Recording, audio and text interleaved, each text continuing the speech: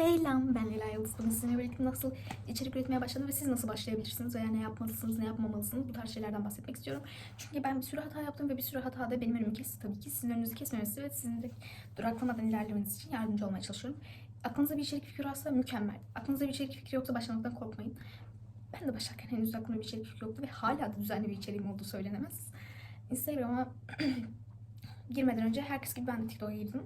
TikTok'tan başladım. Ve hani TikTok'ta içerik üretmek çok basit zaten. Kitlesi de safe bir kitle, güvenli bir kitle. Linç o kadar da yoğun olan bir şey değil. O yüzden bundan korkmanıza gerek yok. Ben o zaman ilk başta TikTok'tan başlardım. Ama ben Instagram'dan başladım. Normal bir hesap açtım. İşte hesapta bazı içerikler yayınladım. Bu içerikler tuttu falan. Benim o zamanlar kaç takipçim var? 2. 2 takipçim niye var? Hesap sıfırdan açtım. Biri ben, biri Privim. Sonradan ablam, arkadaşlarım vesaire takip etmeye başlayınca benim takipim 20 falan oldu. Çünkü ben özellikle istek atmadım ve beni keşfette görmeyenler dışında sadece görenler takip etti falan. Bu şekilde benim takipçim böyle güzel bir şeye gelmeye başladı ama işte 20 takipçide takılı kaldım.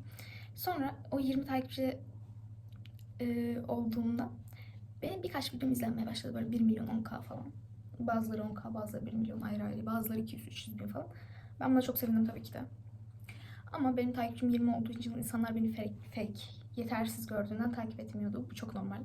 İnsanların size güvenmesi lazım sizi takip etmek için. Ve bu şekilde anladım ki benim takipçi sayım böyle oldukça ben yükselemeyeceğim. Ve hemen arkadaşlarımla GT yaptım, tanıdıklarımla GT yaptım ve bazen tabii ki de tanımadık insanlarla da GT yaptım. Ve bu noktada benim takipçim 150 falan oldu. Ben 150 takipçi olduktan sonra normalde işte 100K tutan videom mesela hiç takipçi neredeyse gelmeyen videomdan artık takipçi gelmeye başladı. Çünkü benim artık bir kitlem var gibi gözüküyor. Hani insanlar bir noktada beni takip etmiş. Onlar da aynı şekilde benim fake olmadığımı düşünerekten onlar da beni takip etmeye başladılar.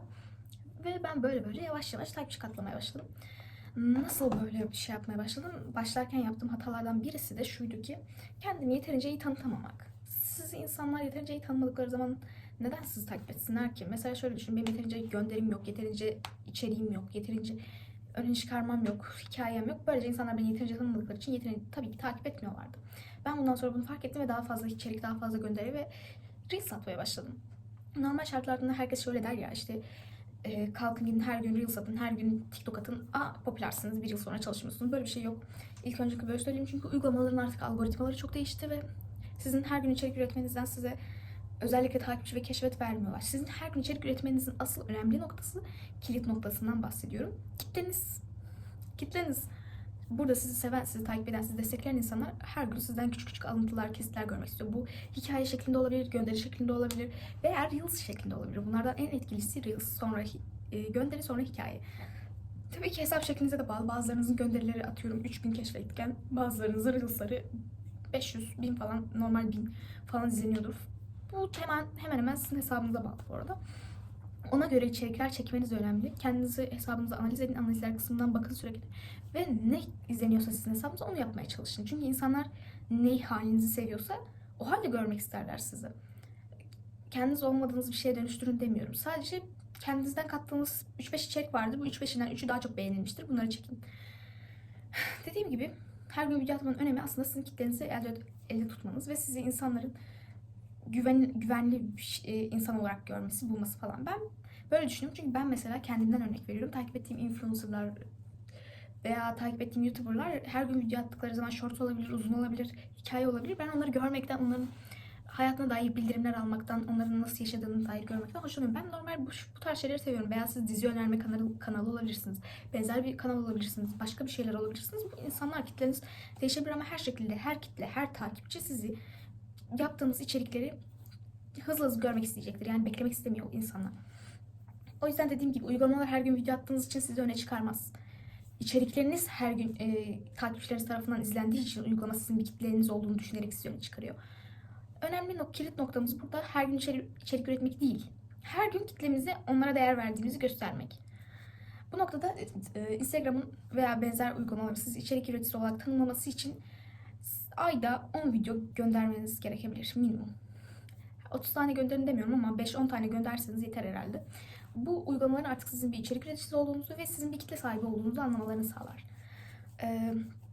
Dediğim gibi her gün içerik üretmek, Reels atmak, gönderi atmak değildir sadece. Hikaye atarak da veya atıyorum topluluk kısmı var YouTube'da. Bu şekilde kitlerinizle iletişim kurarak veya TikTok'tan normal dumplar atarak veya yorumlara cevap vererek bu şekilde kitlenizi elde tutmuş olursunuz ve kitlenize değer verdiğinizi göstermiş olursunuz. Bunu gören insanlar, ben mesela bana yorum geldiğinde çok seviniyorum ve bunu içimde saklamıyorum. Bana yorum atan insana açık açık bir şekilde sevdiğimi, sevindiğimi veya hoşuma gittiğini belirtiyorum. Neden? Çünkü ben bunu saklamak zorunda değilim. Hoşuma gidiyorsa hoşuma gidiyordu. Ve tabii ki karşımdaki insan da bunu duymaktan hoşnut olacaktır. Benim bunu düşüneceğimi düşünerek yazan insanlar bunu gördüklerinde tabii ki seviniyorlar ve ben de o yorumları gördükçe seviyorum. Yani birbirimizi sevindiriyoruz. Bu noktada takipçilerinizin size değer vermesi de önemli. Yani size değer veren insanlara geri değer vermek zorundasınız. Hani kalkıp da direkt böyle 100 takipçi, 200 takipçiyken influencer havalarına kapılırsanız, işte yorumlara cevap vermemek, işte gönderi 3-5 gönderi atayım ayda yeter. Bu yok, siz yani influencer değilsiniz. Bunu kabul edin. Influencer olmak istiyorsanız da bu noktada ilerleyemezsiniz. Çünkü birincisi sizi kimse tanımıyor. İkincisi sizi tanımayan insanlar sizi niye takip etsin? Üçüncüsü, dördüncü mü, üçüncü mü her neyse, sizi takip eden insanların yorumlarına cevap vermedikçe, sizinle iletişim kurmaya çalışan insanları görmezden geldikçe, DM'lere bakmadıkça, işte yanıtları okumadıkça, cevap vermedikçe bu insanlar değer görmediklerini düşünerekten zaten sizi takip etmeyecektir ki ben de aynısını yapardım. Ben birini takip ediyorum ve her gönderisine yorum atıyorum. İlla ki bu insanlar, mesela bana da tabii ki videolarım tuttuğu zamanlarda günde 100, 200, bazen 1000 yorum geldiği oldu bazı gönderilerimde. Bazılarına yetişemedim ama ben mesela gidiyordum gönderiden teker teker bazen zevkini okuyordum, cevap veriyordum. Ve illaki mesela her gönderisine yorum attığınız insan sizi fark ediyor. Ben küçük bir kitleye sahip olsam bile, yani 500 kişi, 600 kişiyiz şu an. Bu az değil. Ve 600 kişinin her birini aklımda tutamam belki ama her gönderinize yorum yapan insanları illaki akılda tutuyorsunuz. Mesela benim her gönderime yorum atan Instagram'da, TikTok'ta ve burada da çok insan var ve ben o insanları hatırlıyorum. Çünkü o insanların bir karakteri var ve o şekilde iş yapıyorlar. Belki çok fazla olduğunu hatırlamayabilirler ama illaki birinden birini görüyorlar. Gördükçe de takip etmeniz, yanıtlamanız önemli. Çünkü o insan size değer vermiş, her videonuza gelmiş, yorum atmış. Sizin de ona değer verdiğinizi göstermeniz gerekir. Bu şekilde kitlenizle iletişim kurarak hesabınızın büyümesine yardımcı olabilirsiniz. Onun dışında medyacılardan uzak durun. Medyacılar sizin için iyi bir sığınak değil, sizin işinize yarayacak insanlar değil. Medyacılardan kastım benim ajanslar değil. Düz bir şekilde sizin referansınızdan müşteri kasan insanlardan bahsediyorum. Bu insanlar niye sizin için zararlı, toksik biliyor musunuz? Çünkü bu insanlar bazen iyi niyetli olmayabiliyorlar. Atıyorum 10K, 100K takipçiniz varsa değil ki, varsa bunu izlemiyorsunuzdur da. Daha az, daha mini hesaplardan bahsediyorum. Ben minik bir hesapken, 700 takipçiyken biri bana gelip bu şekilde referans verdiğinden müşteri geldiğini falan ve onun şeklinde benimle yapmak istediğini, çalışmak istediğini söylemişti. Benimle şartlarımız şunlardı. Bana sunduğu şartlardan bahsediyorum. Ben senin sosyal medya işlerine uğraşayım. Yani senin adına açılan fake'lerle uğraşayım. Sen de bana referans ver. Bu şekildeydi. Ben de buna inandım çünkü benim izlenmelerim çok iyiydi ve hikayelerim bazen işte videomu tuttuğumda 2000-3700 takipçi olmama rağmen izleniyordu.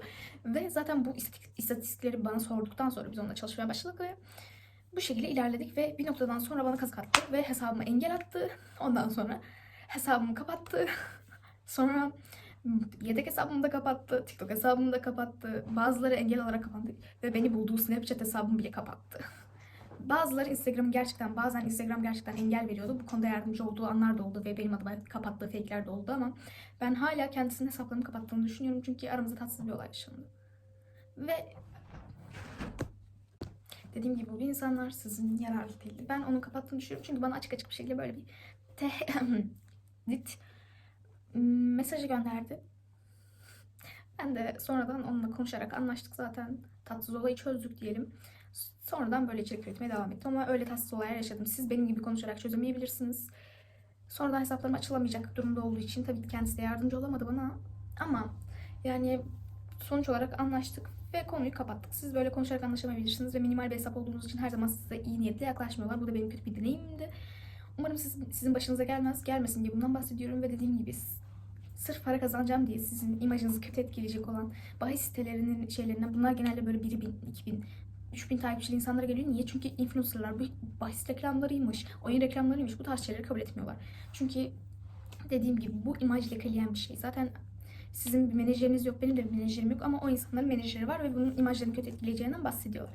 Ben de size böyle ön ayak olmak istedim, yardımcı olmak istedim. Kabul etmeyin çünkü sizin imajınız lekecek. İzlediğiniz için teşekkür ederim. Bunlar da benim deneyimlerimdi. Bir dahaki videolarımda görüşmek üzere. Sizleri sevdiğimi biliyorsunuz. Videolarımı seviyorsanız abone olmayı, fikirlerinizi yorumlarda belirtmeyi unutmayın. Beğenirseniz de çok mutlu olurum.